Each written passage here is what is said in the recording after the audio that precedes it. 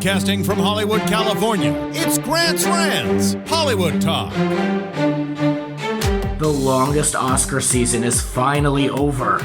Taylor gives Kesha some money, and in return, Demi throws shade. Oprah sheds money on Weight Watchers, and the reviews are in on Fuller House. That and more with Sanyee Yuan now.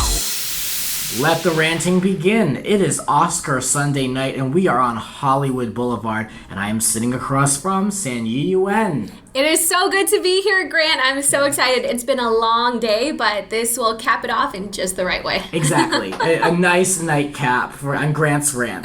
Now, Sanyee and I know each other from the NBC Page program, but like other folks who have come on our show here, Sanyee is a host as well, but Sanyee does a lot of other things that we will get into. Oh, thank you. Thank you. So we'll get into everything coming up. But let's talk about the Oscars. Well, yeah, it just went on forever. It went on. That was the longest show. I was fed up with it, to be honest with you. I went into it knowing it was going to be long. I coached myself. I went out. I had a drink beforehand. I was good. But it just went on for too long. But I can only imagine for you, just being an Oscar season in general, with all the predictions, all the press, what has it been like to be living it in the press, living it we're right on Hollywood Boulevard on Oscar night? What's it like? Yeah, oh my goodness. I feel like it just really began back in December of last year when the SAG Award nominations and Golden Globe nominations were announced in the middle of December, because that was when all the awards buzz really first started getting generated. And, it was just quite interesting to see some discrepancies between the SAG nominations and the Golden Globe nominations and the Oscar nominations. But at the end of the day, it is still a lot of the same repeat characters. And I think Rooney Mara said it best at the Oscar luncheon on February 8th, I think. Yeah. So at the beginning of this month, she just said, wow, award season feels like you're just celebrating the same person's birthday over and over and over again. And other people say it's a lot like prom, where you just dress up and take pictures. So it's like prom every single night. Yeah.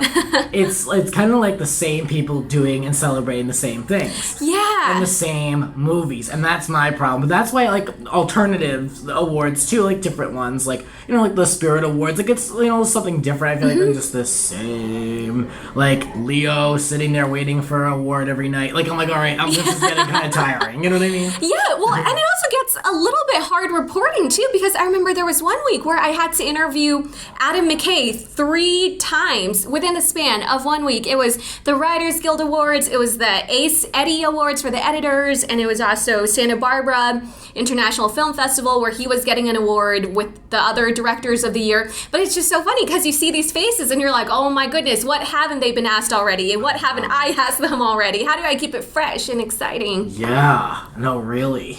Just too much. It's we consider at the end now that Oscars have passed. Is it over? Oh gosh, I think now it's the start of Oscars 2017 of the 89th Oscars. Well, before we know it, Emmys will be in full swing. So I'm looking out for all the for your consideration DVDs. They come in in droves. So that'll be, hopefully we'll have at least 2 or 3 months before all that. Yeah, well, what's funny is I just joined SAG last July in 2015, and so this was the first season where I actually got SAG screeners in the mail, and it felt like Christmas every day, just opening my mailbox, getting a new DVD, and it felt really special. It was nice. It's nice to get those for sure. And if you're hearing noise in the background, that's because we're broadcasting from an Oscar party, basically, that is happening on the floor that we are reporting on. But we're right on the same street, same block as the Oscars, right across the street from all the people.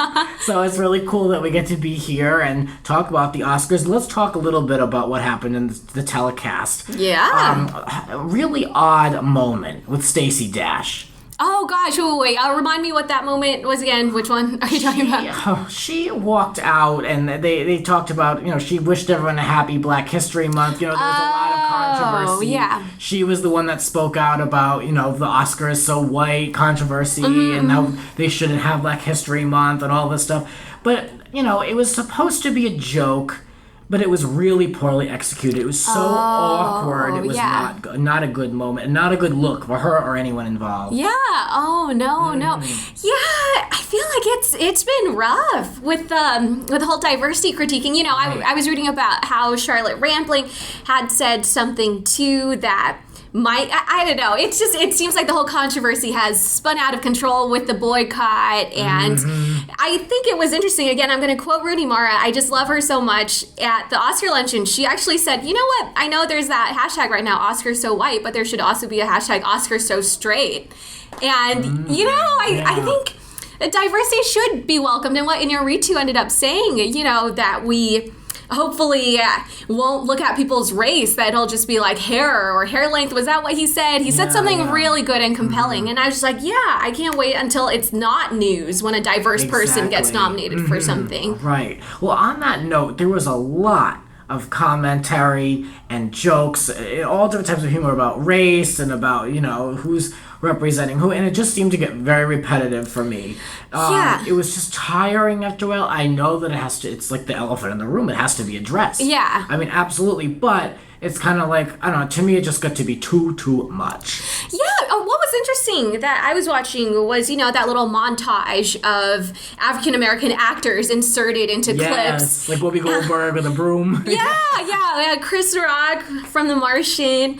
And, I thought that it was interesting how they wanted to try that bit of comedy, but you're right, it kind of felt like, this is getting shoved in our faces because we are overtly doing it to address that elephant in the room. Right. Now, as an Asian American, do you feel sometimes like it's just too much, like you don't, like it's like such a black-white thing, but yet there were no, correct me if I'm wrong, but were there any Asian Americans or Asian folks that were nominated? Well, so South Korean singer Sumi Jo, then she's this opera singer, and the song from Youth was nominated for Best Original Song, but she didn't even get to perform it. And so it is kind of sad that, hey, here's a nomination for an Asian person, and South Korea is just so proud of her, and then she doesn't get to perform. Yeah, I know there is an opportunity, a missed opportunity, to be able to celebrate diversity in a nominee. Inoni is the first transgender nominated performer, and she was cut. Her performance was cut because of time restraints. She was cut way before today in the telecast. This was when they were, planning out the order of the show. But yet there was enough time for Lady Gaga to perform, and also The Weeknd, Sam Smith, and Dan Grohl. Or Dave Grohl. Dave Grohl from Foo Fighters. Yeah, Dave. And I was like, Dave, why are you here? But I mean, I guess someone has to do the what do they call it? The in memoriam. But I was like, but I'm like, why? I don't know. It was just really, there was another missed opportunity for them really to say, look, we're still going to move forward with our diversity in our telecast. Yeah. It was weird. I know. It's so funny because you think this is such a good opportunity to elevate diversity at a time of controversy, and then they just make it worse. Yeah. But hopefully, they're making the moves to try to change that up. I also feel like we can't necessarily just blame the people of this year. This is an ongoing problem of, production companies, studios, they have to greenlight projects with diverse talent. Otherwise, you really do only have like Concussion with Will Smith or Straight Outta Compton. You don't have many movies with diverse talent that you can choose from. Right. I do agree. Now, overall, the show, it looked good to me. I liked the everything, the way it was set up, the stage and everything, kind of classic, it was well done. I thought Gaga's performance was very powerful. She looks good. Not a huge fan of the song because I like Party Gaga. I like Just Dance Gaga. Yeah, me too. I like the Just Dance days. Vintage Gaga. Yeah, exactly. But I do like the new classy Gaga too, like the Versace suits and stuff like that. Like, she does look good and everything. But it was a very powerful performance nonetheless. But Ryan Seacrest was, there was some drama with her on the carpet. With him on the carpet. And they were out there, and famously, Sacha Baron Cohen had dumped ashes on Ryan Seacrest. I believe it was 2 years ago. Some red carpet. Okay, this sounds familiar. Yeah, so this time around, Sasha was next to be interviewed by Ryan Seacrest, and Ryan said no. Yeah. It was like no. So then Ryan ended up interviewing Lady Gaga, and then that's when Sasha crashed the interview and came over, and they hugged it out. They did like a bro hug. Okay. But I'm like, Come on, Ryan. Like, that's Yeah. your job. Like, would you ever deny someone an interview? Yeah, that's interesting. Because you know what? Wait. So Ryan was reporting for E, right? I mean, did he have a co-host for the night, or was him alone? Well, I didn't catch that portion of the telecast, but usually they stick Juliana somewhere in a box I know, yeah. to interview like a child actor. Yeah, that's right. Well, I feel like with Ryan, if he was uncomfortable and he knew that Sasha was in attendance, he should have made that, super, super, super known to the producers so that when the time came that they saw Sasha coming, just maybe do a little switch out. Because Right. E has so many hosts that are all over the red carpet on this big day. And so, maybe people would have thought Ryan stepped out for a bathroom break and it wouldn't have been so prominent. It could have been much more well produced. That was definitely someone messed that one up. Yeah, and it's always sad because I love Ryan Seacrest so much. He was like my idol. I really like how he just overcame a lot of obstacles. He used to be really chubby and then lost all the weight, came out to pursue his dreams and, took over American Idol and collaborated with his idols too, with Casey Kasem and Dick Clark. Yeah. And just really made it happen. But then he did give us the Kardashians. Yeah, I know. Oh, I know. They're not well liked on this show. So what were a few highlights for you overall as we look at the night? I mean, I'll tell you mine real quick. Yeah. I thought Priyanka Chopra, I thought she looked beautiful. I thought she just had such a nice appearance. Yeah. It was a classic beauty, beautiful. And I thought Sam Smith looked very dashing in his suit. And his musical performance was great too. I'm not a huge Sam Smith fan, but Tonight I was like, well, okay, all right. Like I really saw finally. I feel like what everyone's seen in him. I kind of have a similar feeling with like Adele. Like Adele is very, very talented, just not my type of music. Yeah. This is just not my total flavor, but I can totally respect and see the talent there. But I like Sam Smith tonight. I'm giving him a little tip of my hat. So good for you, both of them. Oh gosh, well, it's so funny that you say that because some people say, oh, Sam Smith is the male Adele or Adele is the female Sam Smith. They both sing about these, horrible breakups that they go through and evoke all this pain. But so we saw Sam Smith at the Oscar luncheon and he did look like he dropped a lot of weight. Yeah. I don't know if he just wanted to get in shape for the Oscars or has been super stressed and has been flying around everywhere. He did look very LA-ified to me. Yeah. It looks like he had got a stylist, got a good workout plan in motion. Like he looked like he was like, that someone took him under their wing. It was like, we're gonna like make you the next Hollywood kid. You know what I mean?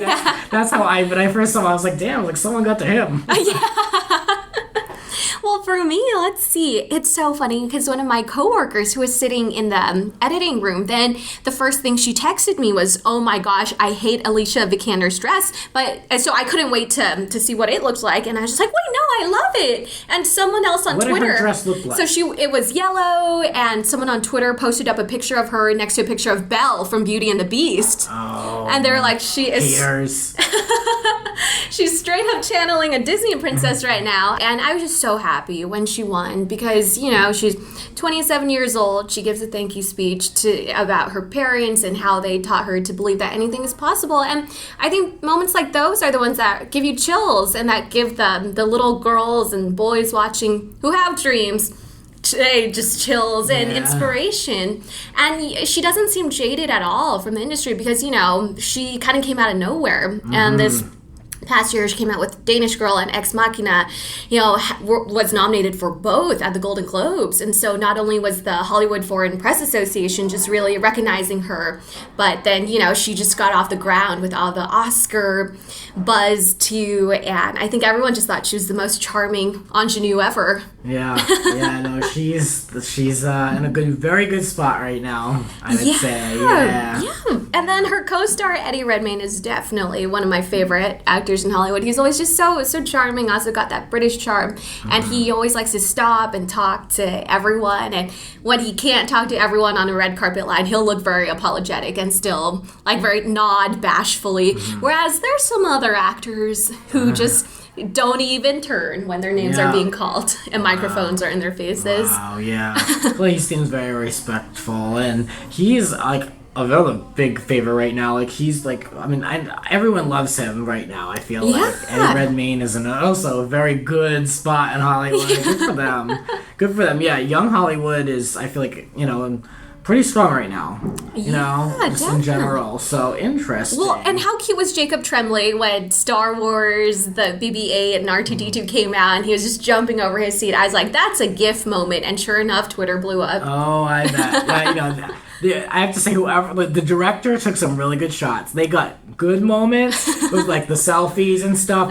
I think I saw too much of Sofia Vergara though. Oh, yeah. She was like all over that telecast. Like, okay, who else is there? I know. It's funny because it's like, wait, is she nominated? People will start wondering. Yeah. They're like, no, she's not. But they keep on flashing her. Maybe she just has really good reactions. Yeah, I guess so. Expressive face. She is a beautiful woman, but yeah, she's not like, when I think of like Hollywood film actresses, I really don't think of her. To me, she's more of a TV actress just because of her role on Modern Family. Like, in general, like, I mean, when you look at people's film catalogs, hers is not that lengthy compared to other people in that room. Just saying. Just saying. So let's talk about another woman who is out there, and she's not in such a good place right now, like a lot of these people. Kesha, I have to talk about Kesha. At our Melvin fan, Brittany, she tweeted me and she said that, blank, shots fired, I need this addressed on all podcasts. And so she wants us to talk about Demi Lovato going after Taylor Swift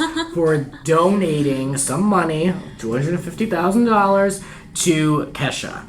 And Kesha has been, as we know at this point, she's in a tough spot. She's she's alleged that Dr. Luke drugged and raped her, and that the judge found it unnecessary for her to break her contract with him and with Sony. However, now she can move forward with producing without him, but she still has to be under the Sony contract. So, of course, like a lot of people in Hollywood have a lot to say about this. Lady Gaga. Yeah. It's just like, I think it's shameful that the judge didn't allow her to be able to break free. Yes, and the judge was a woman. New York Supreme Court Justice Shirley Kornreich. Oh, gosh. Well, her name doesn't deserve to be pronounced properly. Shame on her. I mean, that's crazy. I mean, it just for, like, alone, just, like, let the girl out of her contract. Like, I mean, whether you're going to convict Dr. Luke or not, like, just do the right thing. The girl doesn't want to work in that environment. Yeah. And, he and Sony have held her career hostage for years now. Yeah. So it's just a shame. I mean, I enjoy me some Kesha every once in a while, but I find, like, her music, though, with me, has a very short shelf life. Like, I enjoy her music. I'll listen to her music, like, that's one of the songs for, like, a month, and then, like, it just expires with me. Yeah, but that's kind of like me, too. Well, I kind of tend to have, like, an album of the month, an unofficial album of the month club where I'm the only member, and I'll just go on Spotify and be like, oh, hey, this month is Justin Bieber, this month is One Direction, and I'm just admitting that I love, like, all pop and top 40s. Yes. So anything I can groove to, that gets me, like, up in the mornings, and Kesha was definitely my album of the month, I think, one September in 2013 or 2012, back in the day. Yes.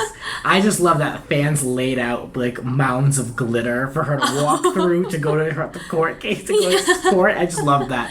Because I remember someone once mentioned to me they saw her perform in London, and that they had, like, these people who were, like, artists, like, ingest, like this glitter substance, and then they would throw it up outside of the venue. So people were, like, throwing up glitter for a Kesha concert. I was like, that is just something else. Like, that is just another level. Yeah, I think if people did that for me, I would be concerned. I would say, oh gosh, how can I live with myself with people, like, doing this? It was quite odd, but yet nothing seems to surprise me anymore. But yeah, and then, there's a lot of controversy. Like, Demi Lovato had a lot to say about Taylor, and she just thinks that people miss the point of just giving money. This, why don't you go to Capitol Hill and speak out about this versus just cutting a check? So it's more like, is it money over action?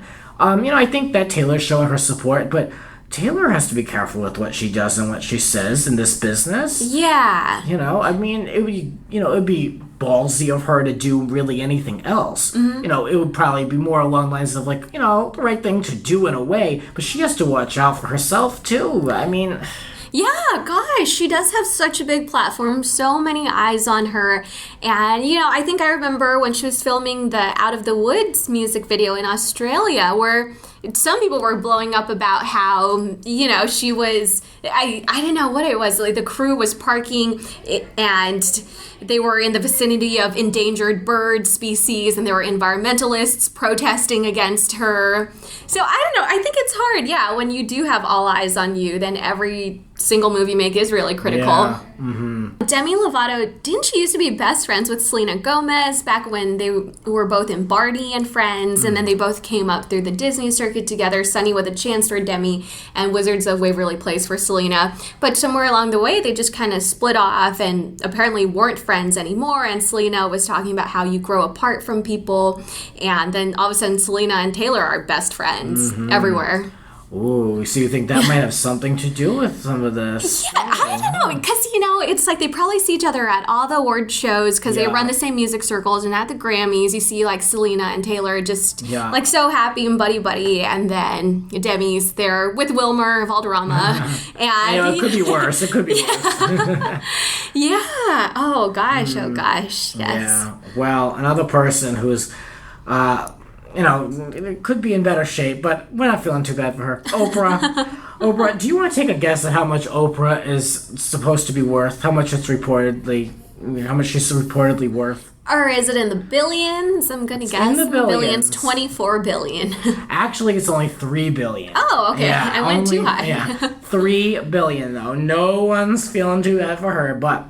Weight Watchers, the fourth quarter numbers came out, and the whole company was down 21% drop. Oh. However, she's lost some money. Yeah, she has. She invested $43.2 million for a 10% stake, and she lost $24 million at this point by looking at those numbers. However, Weight Watchers launched all their Oprah stuff, it seems to me, in January, like for the new year, New Year's. So that's when, like, the commercials rolled out and she started yelling about how she eats bread every day. Like, I was like, okay, Oprah, all right. So that's not part of the fourth quarter. So I think Oprah and the numbers of Weight Watchers are going to be just fine when the first quarter wraps. Because I feel like the fourth quarter for any type of weight loss company is going to be tough. That's the worst time of year. It's right after Thanksgiving. Like, people aren't caring about weight loss. They're not going to be joining Weight Watchers then, for the most part. You know what I mean? But for the first quarter, that has to be their biggest quarter. So, I want to count Oprah out just yet.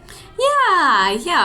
Plus, I feel like for her, I remember when she first launched OWN, and its first year was the toughest. But then, it's still going strong right now. Yeah, it's in a good shape right now. Yeah, and isn't she always the one who says, you really develop tenacity and resilience from failure and fallbacks, and so she just learns from obstacles in her way. Yeah, it's still inspiring to me. And at the end of the day, even if she sold her stock now after the loss, she would only lose 1% of her worth. So Weight Watchers isn't hurting Oprah too bad. Yeah. I'm not feeling too bad for her. It's like a drop in the bucket. Yep, another thing. Have you seen Fuller House? Oh my gosh, I watched it just for you, for this podcast. Oh, good. Yeah. Good. This show has a habit of making people watch things. I like it. Well, it's funny. I wanted to watch it too. It's just...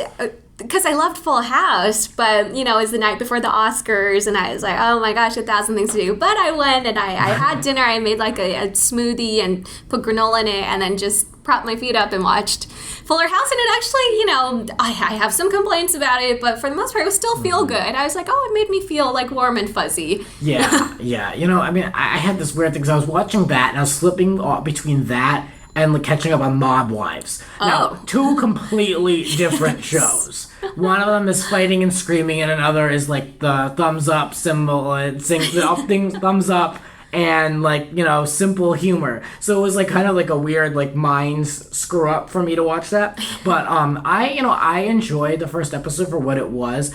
The show is very lame. I will say that. Yeah, I had high expectations, even though I read bad reviews for it. I mean, I I just think there was something magical about the first, or the original Full House. And, trying to reinvent it or bring it back, then it did feel kind of campy. I felt like it was rough that the characters were just explaining and expounding all of their current jobs and their previous circumstances. It just felt a little bit forced in. Yeah, it was. I was like, this is one of those things where you can argue perhaps something should be just left alone. Like Netflix also brought back Arrested Development, which had a not so good season on there, and I love that show, and I amped up for that. I was so excited, and it was just kind of really disappointing in general to see what happened with that. So maybe sometimes it's good to just kind of let things go. Like even with like the ABC soaps. They were like One Life to Live and All My Children. They brought those shows back on a digital platform. Oh, that's right. And it just didn't really. It wasn't the same show. Sometimes things are just kind of leave them be. Yeah, no, that's how I felt the minute Bob Saget came back on screen, and he didn't seem fully into the show, really. He didn't. And then that's when I thought, this would have been great as a one-time reunion. Little standalone episode special. I thought the same thing. The show was kind of cool to see come back, and I was speaking with a friend, and he said he had a hard time getting into it because he just knows so much about the current cast and their personal lives. Like Jodie, had a drug problem that she's now sober and she looks great. Yeah, and I'm very happy for that. She got her life on track and she looks fantastic. But like Candace Cameron, she's on The View, which is everyone knows it's a show like I absolutely can't stand. But at the same time, she's also she's very heavy in her religion, which I respect. But she's a little too polarizing. Yeah. And so it's kind of like, and then Bob Saget, like I feel like there's two Bob Sagets. Like one who was on the show when I was a kid, and now that I know him as an adult, like to me it was just like dirty jokester Bob on this show, and I forgot that he liked to clean. I was like, this is weird. Yeah, it was weird. It felt like we were fitting him back into this like cookie cutter shape that we had in the 90s. Yeah. And he wasn't fitting that anymore. You know who I actually thought was the best? I thought Kimmy Gibbler, Andrea Barber, was still the best. Like, she still looks the same. She's just she has the essence of Kimmy. Yeah. And she still had that, and she was still, giving it her all. She was. When everyone else was sitting on that table, like, all right, let's do this reunion, she was like, I'm working, let's do it, Kimmy's back. Like, she was into it. So, like, I give her credit for that. So, for those who haven't watched, the main legacy cast is hardly seen at all, with the exception of DJ and Stephanie and Kimmy Gibbler. It's a lot of child actors. There's baby humor. It's like, it's kind of like the reverse of what it was. Instead of 3 daughters, now it's 3 sons that DJ has. But I mean, I really don't understand why they couldn't integrate the legacy cast more. What are they doing? At least John Stamos is getting a producer credit out of it. I know he's got his own show on Fox, and he's actually the more successful one at the moment, TV-wise. Oh, yeah. But I feel like, why couldn't they integrate, like, Lori Loughlin, I'm sure she'd be more than happy to do it. Yeah, actually, it was funny, because at one point when, I don't want to spoil anything too much, but when Danny and Joey and Becky are like, oh, hey, actually, we'll cancel things and try to pitch in and help out. Like, a part of me was almost like, ooh, is that really what's going to happen? Same. Is that why it's called Fuller House? Because it's all of them all together. That would rock. Yeah. And then... Yeah. I mean, I don't doubt that they're out there working. I know Lori's got her TV movies and stuff like that. But I feel like, they could set a schedule like they do with Arrested Development and be like, we're going to shoot for these 6 weeks, like, that's it. But I don't know. I mean, it's okay. And I actually, I'm enjoying watching it because I think it's an easy watch. Mm-hmm. It's a light show. It's like, it's cute. It's just kind of something just to put on. I don't have to be completely focused. And it's not very intense. I feel like there's enough intensity on TV right now. It's just a simple watch. Yeah, that's how I feel too. You're exactly right. See, that's why I remember, even though I was a little disappointed with some parts still when it was over, I was happy I watched it. I was just like, yeah, now I'm in the know. And part of it. Well, I'm gonna finish it. Do you think you're gonna finish the season? All right, well, what's funny is when I was up in San Francisco last September for my mom's birthday, I went to a San Francisco Giants game, my favorite baseball team in the world. And, I was free during the day, so I went to day game, and then they ended up filming a scene for Fuller House where DJ and the guy she's with are both at the game with her son, and then they're on the kiss cam, and the guy won't kiss her, so we have to, boo really loudly. So I might go and look out for that episode. Yeah. Just to see where I am in the crowd of, 42,000. Yeah, I am going to finish it just because. Yeah. Just because. You're listening to Grant's Rants. Please rate, subscribe, and share on iTunes and social media. Spread the word. There are a lot more rants to come. Follow us on Twitter at Grants__rants. And now for the one-on-one. So the Oscar party is over, and we've talked all about our hot topics here, so let's talk more about you. Okay. Now, we were good friends within the NBC Page program, The Tonight Show, and I think we connected on a lot of things. Yeah, when I think back to the Page program, you definitely stand out in my mind as one of the people who I just felt, I clicked the most with. Yeah, we had some good chats because we had a lot of downtime on that, working on the Tonight Show and stuff like that. So we would have nothing but time sometimes to chat or deal with disgruntled audience members. Oh, that's right. Yeah. Oh, those memories. Yeah. So once the NBC Page program wrapped for you, what were you up to after that? Yeah. Remind me. Well, actually, I remember when we would chat when I took on that assignment in NBC Digital Entertainment, Yes. and you were there too, helping on the project with The Biggest Loser, even though you are so fit. And it's so funny how you were working on The Biggest Loser for a really long time. I was known as the Biggest Loser Page. Well, yeah, then I just remember I would stop by your cubicle and tell you, oh man, I don't know if I can do an office job. I just want to be auditioning and freelancing and just see what comes of it. Because I think for me, I just believe that I could be a good assistant in the entertainment industry, but it was always a plan B in my mind. And plan A was always, pursue what I love, pursue acting and reporting and writing, being creative, and not scheduling someone else's meetings. So Yeah, I know, yeah. yeah, I'm still doing that till this day. Nothing's changed. Oh no, but the horizon is bright. Yes, absolutely, yes. Well, yeah, so after the Page program, I just decided, gamble on me, gamble on myself, take that chance. And I remember it was scary because I didn't have full-time work lined up. I really just went and, was submitting myself on LA Casting, Actors Access, doing little commercials and webisode projects and auditioning around wherever I could. And it was just, it was just by chance in January of 2014 that I saw an LA Casting notice come through for the 16th season of Disney Channel Movie Surfers.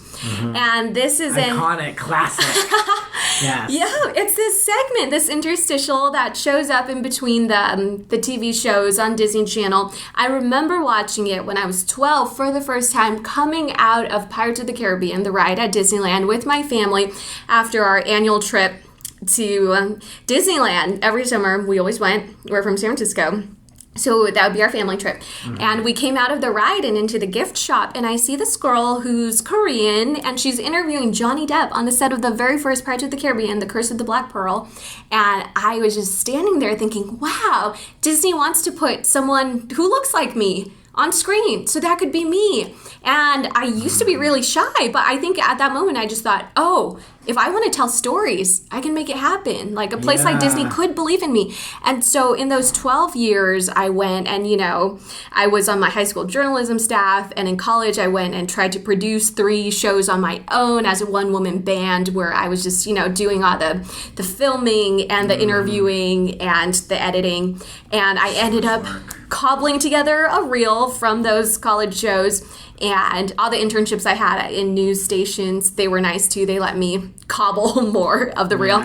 And so when I saw that notice come through January 2014 on LA Casting, I just looked up the casting director, found her website, found her email, because I knew if I submitted myself, I'd be lost in a sea of thousands of submissions. And she was very clear in her breakdown. She said, we're looking for a young Maria Menounos or a young Ryan Seacrest, someone who just can improv and also memorize scripts. But again, be comfortable going off the book and just talking. And so I emailed her and said, this is my dream ever since I was 12. This has been my dream ever since I was 12. Here's my reel. And then 5 minutes later, she emailed me back and she said, I want to meet you first thing Monday, because it was Friday. Oh my God. But here, this is where it gets even crazier. So then I got a call that I booked this commercial shoot for Pivot TV. They were doing this Day of Kindness, like this special hashtag, and this is when Pivot TV was first starting to get off the ground. And so they booked me on the shoot, and they were just like, oh yeah, we're filming Monday, like all day in different locations, Pacific Palisades, Santa Monica, Runyon Canyon, and I really wanted to be a part of it. Because I love Joseph Gordon-Levitt, and he like started Pivot and everything, or had a big helping hand in it with Hit Record. But yeah, so I emailed that guy and said, hey, I have a really important audition that on Monday, but I would still love to work with you. And here's what he said. He was just like, okay, well, we're all traveling together, so I'll make sure that we hit Runyon Canyon around lunchtime. So we'll drive you to your audition in Hollywood. We'll get lunch, have lunch waiting for you when you come back. Oh my God. And then, we'll shoot in Runyon. Do you know how lucky you are? That's so unheard of. And I was just like, that never would have happened if I wasn't in an office job. If I was in an office job, it would be running out during lunch, like taking an Uber and then like Ubering right back and being stressed out.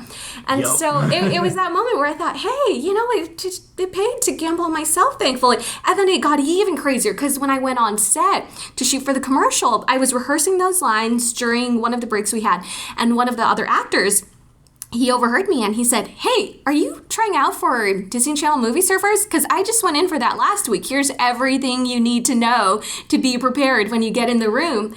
And it was just serendipity on all levels. It was truly meant to be for you. Like, it was just like laid out. Like, that was one of those things that was just like in the cards for you 100%. Well, it was just so crazy because I remember it was such a long process. And, I went into audition, waited like about 1.5 months until I heard about the callback with the producers. And then I just remember they gave me this long list of 30 questions to memorize, and also I be ready to improvise, just interviewing one of the current movie surfers in front of the whole production team. And so I'm such a big fan of sports, even though I'm not athletic at all, but I love ice skating and I love gymnastics. And I felt like for me, hosting was that sport I'd been crafting. And just like as a performer, as an ice skater or a gymnast, you have to hit these technical elements that the judges are looking for on their scorecard. So that's like memorizing those questions, but you also have to put your own flavor and personality to it, and just put that passion out there for everyone to see. And if there's a little stumble or a slip, then you get back up right away and keep going, keep powering through. And at the end, you just have to stick the landing. Yeah. So I remember coming out of that waiting room, and my sister was with me, and we left, and I just had my arms up in a V for victory because I thought I gave him my all, and this has been a dream, a lifelong childhood dream. That was like half my life, really. And then since I was 12, and I just, I still can't believe it. Then I ended up booking it, and I'm just glad I left with no regrets. I was just like, I put everything I had on the floor, and thankfully they wanted me to come back. When you leave an audition like that, and it means like so much to you as it did, gosh. How do you mentally leave that in the room and not overanalyze and think about what was the commentary, like what's the timing, what did they tell me when I left the room? Like, I question myself and read into everything to depth. How do you get past that? Because it means so much to you. You just want it to happen. So how do you get past that and be able to just move on with your day? Yeah, that's a really good question. It's so funny because I think I tapped into that with the hosting side just because it had always been a dream that I'd cultivated for so long, that I'd worked through. And I did used to get really, really nervous whenever I had to speak to someone without a script. Like, my heart would pound really quickly and, I'd stumble. But I think it's just I worked so hard on working on the craft, and I I just left it feeling happy. Whereas with acting, I get really neurotic. Like after acting auditions, I'll still overanalyze and be like, oh gosh, what did that mean? Like, oh no, did I pause long enough there? Yeah. So I feel like thankfully with the hosting, it was a matter of just, practicing it a lot throughout my many years of taking on different projects. And I think with acting, like I train, I go to class every week. Right. So it's just working that muscle constantly too, and making sure when it's time to perform, I can just go and do. Professional. You're a true professional in that sense. Yeah. So let's talk a little bit more about Disney Channel movie Surfers. Yeah. And what's a cool experience you had over there, and what's that like? Like, yes. Wait, how often do you shoot? Like, what can you say? Oh, yeah. So, what's really neat about Disney is that they do have a lot of cool movies that come out. They have the Disney movies, they have Marvel properties, they have Pixar. And I would have to say, one of the coolest experiences I had was in July of 2014, right after I had just signed on with them in April. And so in July, they were like, hey, you got a top secret mission in London. And it's got a code name and everything that we have to use in all our emails. So I didn't even know what shoot I was going on. Oh, God, that's serious. And then I found out just a couple days before when I went to go pick up my wardrobe. And so it was for Avengers Age of Ultron. Mm-hmm. Yeah. And I just remember thinking, oh my goodness, I can't believe it. I remembered watching the first Avengers back in senior year of college with my friends in a theater in Cambridge. And I remember I left work early that day on a Friday night to go and be wild and watch a movie with my friends. And to think that, just 2 years later, I would be on the set of the second one. It's unbelievable, right? Yeah. And what's even crazier was I remember one of my little odd jobs in between when I first moved to LA and before I started the Page program, I was working in development at a production pod on the ABC Disney lot. And we just so happened to be in the same hallway as an editor who edited a lot of ABC films, and he had a big poster that was the Avengers, and he ended up taking it down to make room for another poster, I think for Lincoln, because he worked on that too, and he gave me the Avengers poster. So, and it's really neat. It's one of those double-sided ones. I looked it up on eBay, and I think its value is $90 or something. Yeah, I bet. So it's neat, but it was kind of funny how I just had this Avengers poster in my closet, and then I again ended up going on the set. Another thing that I just find so cool about you is that you went to Harvard. Now, I don't know many people that went there, and I just am so curious to know what that time of your life was like. Yeah, it was a little insane. I really didn't think I would go there either. What did you study there? Because, you do a lot of different things. So, how do you decide, what to study, especially at a school like that? Yeah, well, that's a good question that I asked myself in sophomore fall. I had an identity crisis because we had to declare our majors, and they're called concentrations at Harvard. So we had to declare a concentration, and I was just waffling between so many different options. I was like, I love to tell stories, so maybe psychology where I can study people and characters.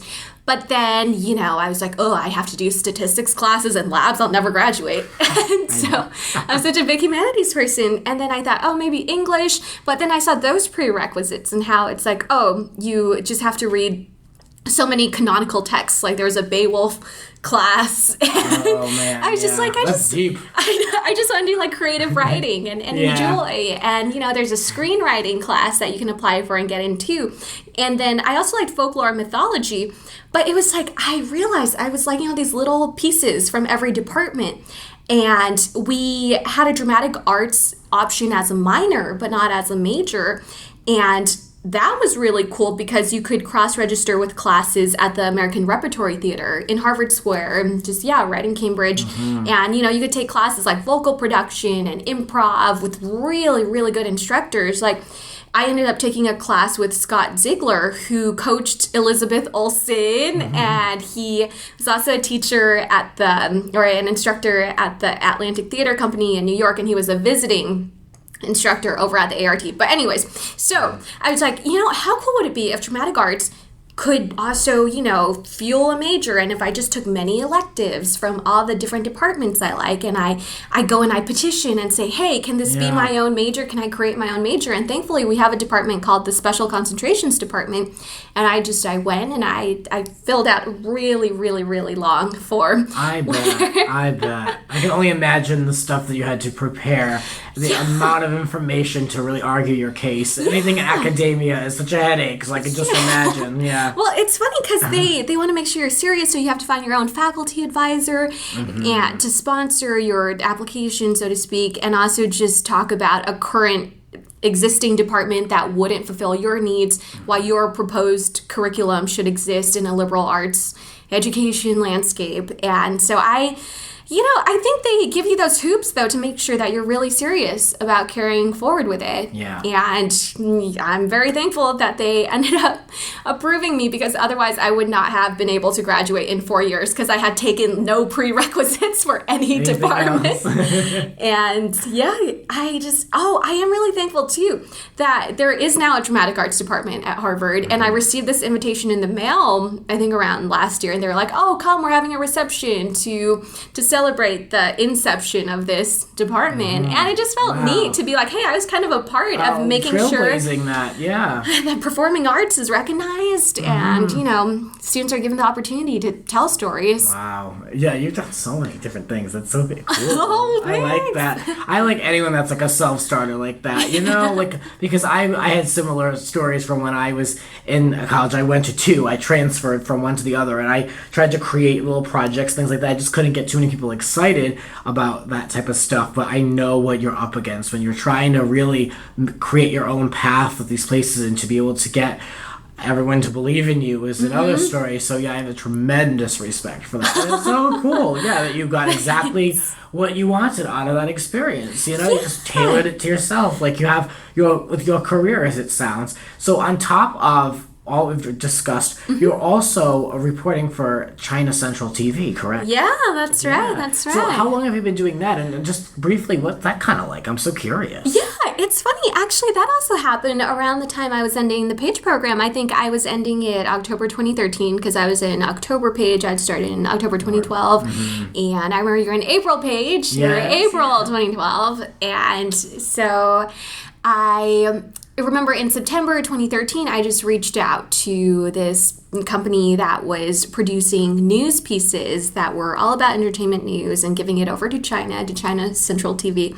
And I just reached out to them again with my reel and said, hey, everyone keeps telling me to go move out to the Midwest if I want to do reporting. But I know I want to try to follow in Ryan Seacrest's footsteps and do red carpet reporting. And the only place to do that is in LA. So take a chance on me. And they did. It was so funny. I remember my first red carpet that I went out on, I was just really thrown into the deep end. It was like, I think for Cloudy with a Chance of Meatballs 2. And so, Anna Faris, Bill Hader, and they just really said, oh, here, just go out there, ask your questions. Make sure you get interviews.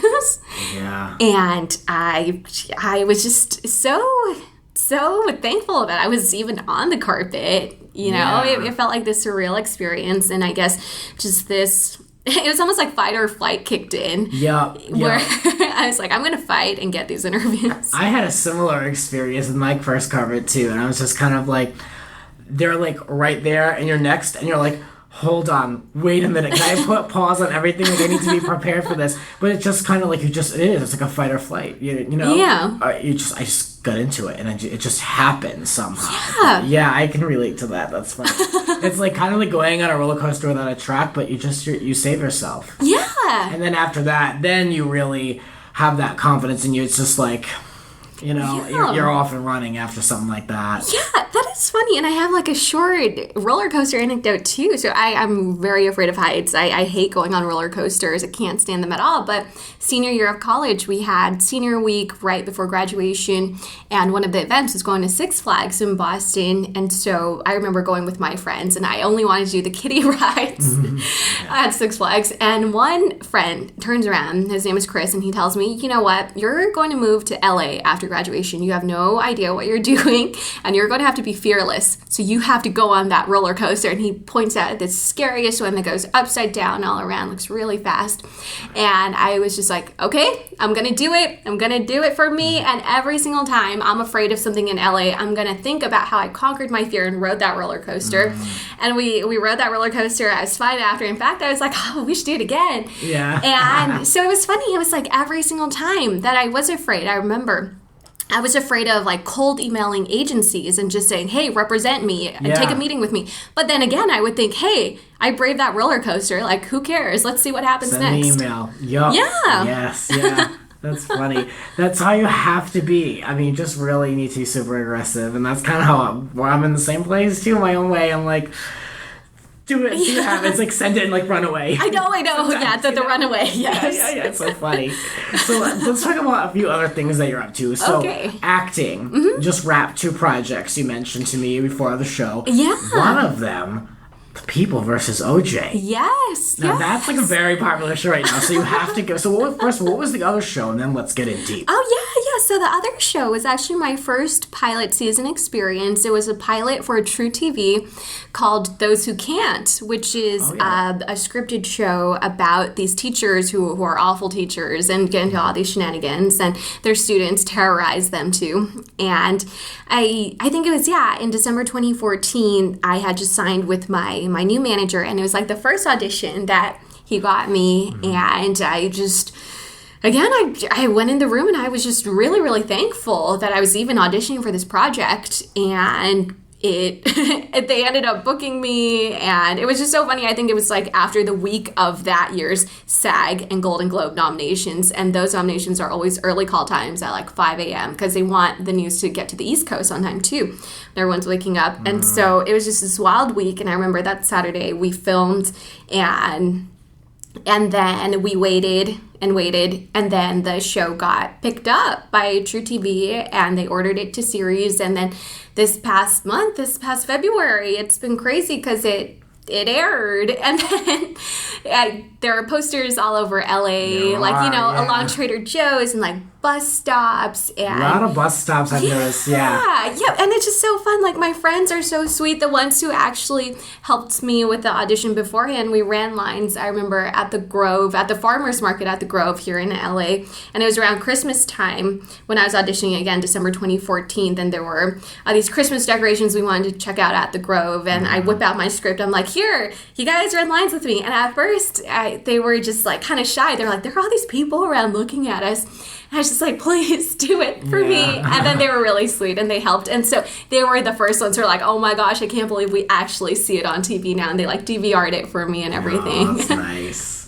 No, let's talk about People versus OJ. Oh, yeah. So now, describe which episode you were in, and then when did you shoot this? Okay, so this is hilarious because I thought I was in the 4th episode, and I had put it in my calendar to watch it the last Tuesday in February.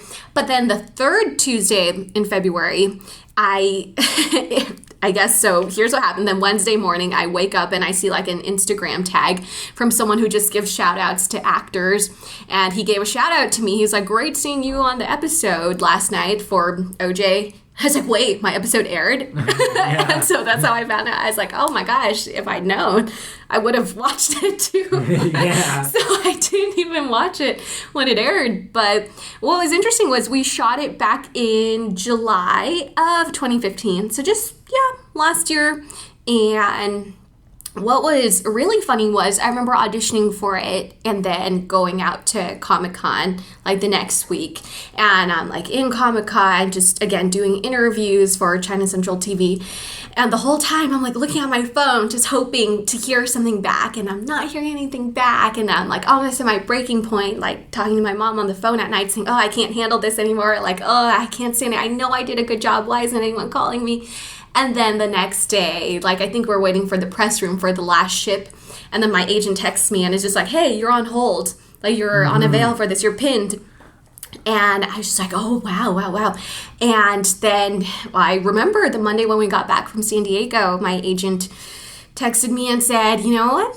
they want to book you and they want you to go to your wardrobe fitting on Tuesday and shoot on Wednesday. And I was like, oh my gosh, that's so whirlwind and crazy. And I had a commercial shoot on that Tuesday too, and a meeting with another agency for other representation. And so it was just, it was so crazy. It was like this really, really cool week. And then I had to report to set super early on Wednesday. And it was so funny. I remember looking next to me in the hair and makeup trailer, and there is David Schwimmer, Ross from my favorite show, Friends, favorite show ever.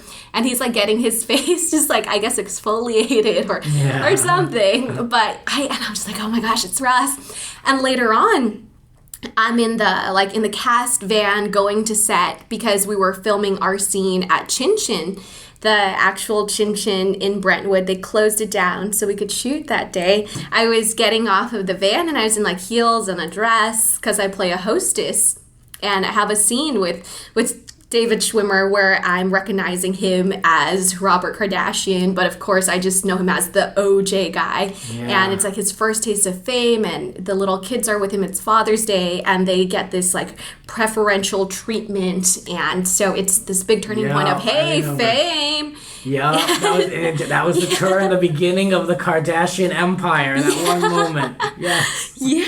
Well, so it was crazy. I was getting out of the van, and then he was so sweet. He was just like, here, let me give you a hand. And then he gives me a hand out of the van, and the whole time I'm thinking, oh my gosh, he's kissed Jennifer Aniston so many times. It's Ross, it's Ross, it's Ross. And then he goes, oh yeah, by the way, I'm David, and just like shakes my hand. And I'm like, I'm Sanyee. He's like, Sanyee? And I'm like, yeah, thanks for making sure you got my name right. Yeah. And he was just so much fun. And nice. Yeah, I know. That's so cool. I know, it is really cool. Especially because like you look up to him, you know, like you want, like he's like a TV icon, you know? Yes. I mean, again, it's like Friends is that show I'll always quote.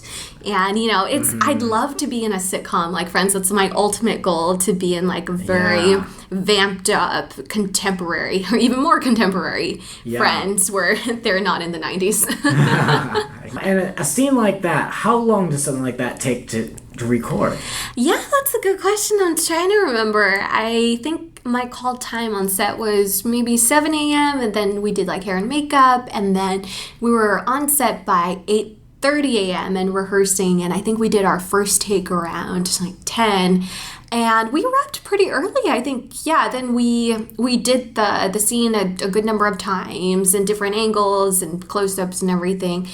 And then we wrapped around 3. Maybe I remember we had a really good lunch. And nice. Then it was a really cool day. And then I remember it was Wednesday, so I have my class every Wednesday, and I went to class, and it was really neat because we had worked on that scene in class like 2 weeks before, and I got to tell everyone, hey, I actually like booked the role with your help with like one of my fellow actors who had read with me to rehearse, and you know, we had tried it different times, and I was just like, yeah, it's cool.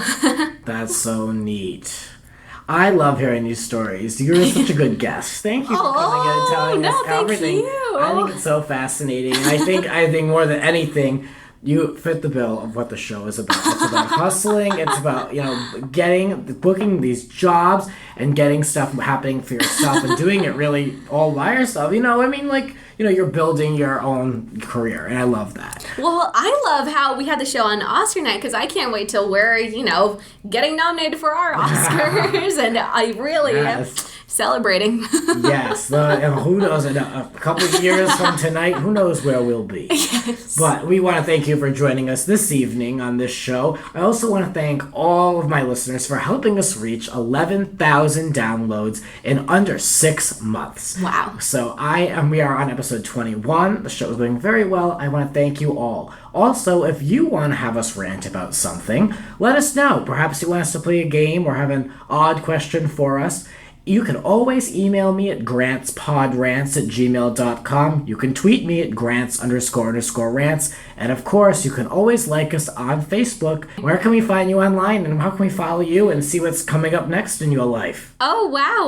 Well, I always love followers on Instagram. I'm a big Instagram user, always Instagramming from the red carpet. So my Instagram handle is Sanyee Y. It's Sanyeey, and you can also tweet me at Sanyee Yuan. And I'm sure you'll put all the information up. So Yes, thank you. all the information will be below this episode. Sanyee, thank you so much for all the chatter about everything Hollywood. Yeah, it's so fun. For bonus chatter from this episode, check out Grant's Rants Small Talk on YouTube. This has been Grant's Rants. Follow us on Twitter at Grants__Rants. Cover art created by Howie Ronay. Voiceover by Sir Richard Wentworth. Original theme music composed by Alexander Arnson.